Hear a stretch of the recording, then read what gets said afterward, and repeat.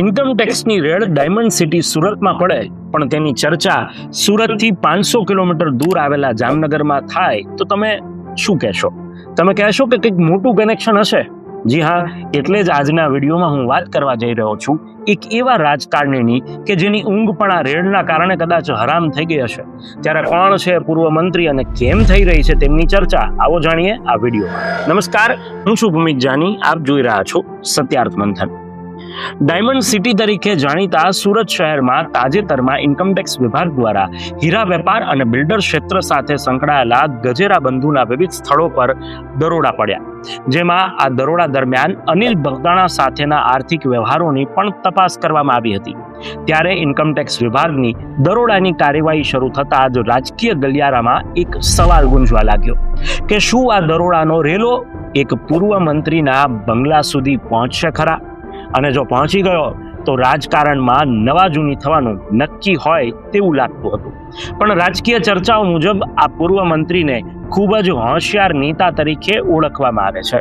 તેવામાં અનિલ બગદાણાના સામ્રાજ્યની પાછળ આ પૂર્વ મંત્રીનો હાથ છે તેવી વાત તો ખુલ્લે આમ થવા લાગી છે. અને એટલી હદે ચર્ચા થઈ રહી છે કે પૂર્વ મંત્રીના ટેકા વગર અનિલ બગદાણા આટલા મોટા સ્તરે ઊભા ન થઈ શક્યા હોય. આ તો લોકમુખે થતી ચર્ચા છે, તેની કોઈ સત્તાવાર પુષ્ટિ થોડી થઈ શકે. હવે કદાચ તમે ઓળખી જ ગયા હશો કે આ કયા પૂર્વ મંત્રી અને નેતાની વાત છે. જો કે આ પૂર્વ મંત્રીને લઈને એટલું સત્ય છે કે આટલા રાજકીય હથકંડા હોવા છતાં પણ તે નેતા પોતાની ટિકિટ બચાવી શક્યા ન હતા, અને ત્યારે જ તેમને રાજકીય મેદાનમાં મોટો ઝટકો લાગ્યો હતો. આ બધા વચ્ચે રાજકીય વર્તુળોમાં ચર્ચા છે કે પક્ષ પલટો કરી વંડી ઠેકીને આવેલા પૂર્વ મંત્રી સરકારી કોન્ટ્રાક્ટ મેળવવામાં અત્યંત રસ ધરાવતા નેતા રહ્યા છે.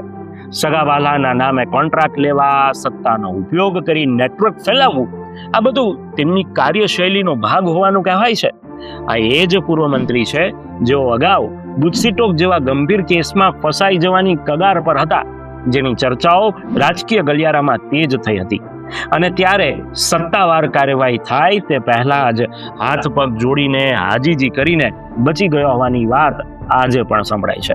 એટલે જે પ્રશ્ન ઉઠે છે કે સુરતનો ઇન્કમટેક્સ દરોડાનો રેલો એ આ પૂર્વ મંત્રી સુધી ન પહોંચે તે માટે આ વખતે આ નેતાએ શું રસ્તો અપનાવ્યો છે વળી, જેથી કરીને પોતાની શાખ તો બચાવી શકાય. આજે આ પૂર્વ મંત્રી રાજકારણમાં હોવા છતાં મિસ્ટર ઇન્ડિયાની જેમ ગાયબ રહે છે. કેટલાક નેતાઓ તો તેમની બાજુમાં બેસતા પણ ડરે છે કે ક્યાંક આપણું નામ પણ વિવાદમાં ન આવી જાય. ત્યારે મોટો સવાલ તો એ છે કે આટલી ચર્ચાઓ, આટલા કનેક્શન હોવા છતાં પણ સરકાર હજુ સુધી ચૂપ કેમ છે? શું આ ચૂપ્પી કોઈ સંકેત આપી રહી છે કે પછી બધું માત્ર રાજકીય ચર્ચા જ છે? આ તમામ વાતો રાજકીય ગલિયારામાં જોરશોરથી ચર્ચાઈ રહી છે. ત્યારે હકીકત શું છે તેની તપાસ થાય ને તો જ બધા ખુલાસા થાય એમ છે.